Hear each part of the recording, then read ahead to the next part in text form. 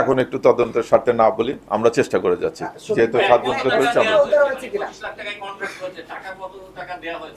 আমরা এভাবে জেনেছি 50,000 টাকা এর আগে যেদিন অ্যাটেম্প নিয়েছিল সেদিন দেওয়া হয়েছে, আর এইবার শুধু হোটেল ভাড়াটারা এগুলো দেওয়া হয়েছে, খাওয়া দাওয়ার এইগুলো খরচ করা হয়েছে, বাকি টাকা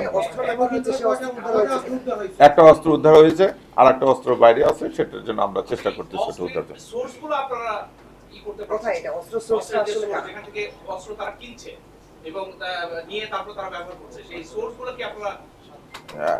আমরা যেহেতু অস্ত্র উদ্ধার করতেছি, সোর্স জেনেই তো অস্ত্র উদ্ধার করছি, অস্ত্রটা উদ্ধার করলে জানা যায় যে এটা লাস্ট রিসোর্স কোথায় বা কোথা থেকে আসছে, এটা আমরা জানতে পারতেছি। এটা তো অবশ্যই একটা কনফিউশন।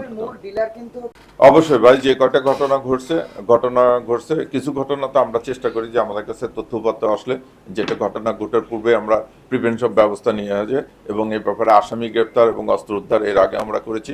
আর ঘটনা ঘটে গেলে যে কটা ঘটনা ঘটেছে, এই ঘটনার সঙ্গে যারা সংশ্লিষ্ট ছিল, যারা জড়িত ছিল, তাদেরকে প্রত্যেককে আমরা অ্যারেস্ট করেছি, এবং এই ঘটনা নেপথ্যে যারা, তাদের বিরুদ্ধে আমরা ব্যবস্থা নিয়েছি, মামলা তারাও চার্জশিটভুক্ত হবে, তাদেরকেও অনেকে অ্যারেস্ট করেছে। কাজে আমরা নির্দ্বিধায় বলতে পারি যে কোনো ঘটনা ঘটলে অবশ্যই আমরা তার বিরুদ্ধে কঠোর ব্যবস্থা নেব।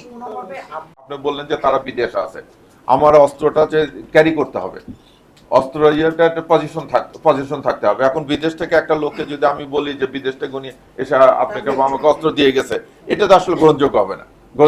গ্রহণযোগ্য হবে যার কাছ থেকে আমরা অস্ত্রটা রিকভারি করছি বা যে ব্যবহার করছে, তা সেই পর্যায়ে তো অস্ত্র যেহেতু উদ্ধার হচ্ছে, আসামি গ্রেপ্তার হচ্ছে, ব্যবহারকারী বা ক্যারিয়ার, এটা তো তাদেরকে আমরা গ্রেপ্তার করতেছি, আইনের আওতায় নিয়ে আসতেছে। এখানে তো কাউকে হাইড করার কোনো প্রশ্ন আসে না। ধন্যবাদ সবাই। না, রাজনৈতিক পরিচয় হয় যে কিছু না। এখানে জানেন যে ঘটনা ঘটেছে এবং যাকে টার্গেট করা হয়েছিল, দুইজনের রাজনৈতিক পরিচয় আছে। আমি কিন্তু তাদের রাজনৈতিক পরিচয় তুলে ধরেছি। আমি সেই জন্য বলতেছি যে রাজনৈতিক ছত্রছায়ায় কেউ সন্ত্রাসী কর্মকাণ্ড করবে, এটা আমরা বরদাস্ত করব না। এখানে যে দুই ব্যক্তির নাম এসেছে, আমি কিন্তু নির্দ্বিধায় তাদের নাম বলেছি, তাদের যে জড়িত তাদের বলেছি, এবং তাদের গ্রেপ্তার করবো, এটাও আমরা বলেছি। কাজে রাজনীতিকে আড়াল করার কিছু নাই। এই রাজনৈতিক ব্র্যান্ডিংয়ে অপরাধী মানে সন্ত্রাসী কর্মকাণ্ড করবে, এটা আমরা বরদাস্ত করবো না। আমরা অবশ্যই তাকাতে একটা ঘটনা ঘটেন, এই ঘটনার সঙ্গে অন্য কিছু নাই। আর যেটা আপনি বলছেন যে রাজনৈতিক নেতৃত্ব ধরবে, আমি মনে করি যে সন্ত্রাসীদের কোনো দল নাই। রাজনীতি দেশে অনেকেই করতেছে, অনেক নেতা আছে। রাজনীতি একটা মানে সমাজের একটা অবিচ্ছেদ্য অংশ। এখানে পলিটিক্যাল পার্টি থাকবে, যারা পলিটিক্স করবে, রিয়েল পলিটিক্স, তাদের ব্যাপারে তো আমাদের কোনো বক্তব্য নেই। কিন্তু কোনো পরিচয় কোনো সন্ত্রাসী আসলে আমরা সন্ত্রাসীকে সন্ত্রাসী হিসেবে চিহ্নিত করব, কোনো রাজনৈতিক পরিচয় আমরা কোনো সময় বিবেচনা করব না। না, এখন আমরা অ্যারেস্ট করতে পারিনি। বললাম যে এলাকার ময়লা দখল, কিছু জমি জমা দখল, ফুটবল দখল, এগুলো নিয়ে বিরোধ আমরা প্রাথমিকভাবে যেটা জেনেছি।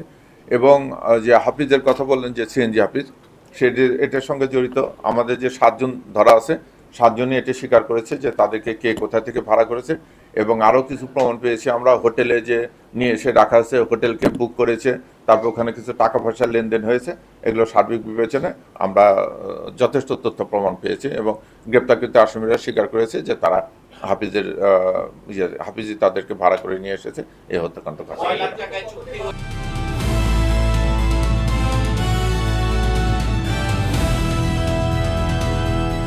দিনাজপুর টিভি, মানুষের জীবনের কথা বলে।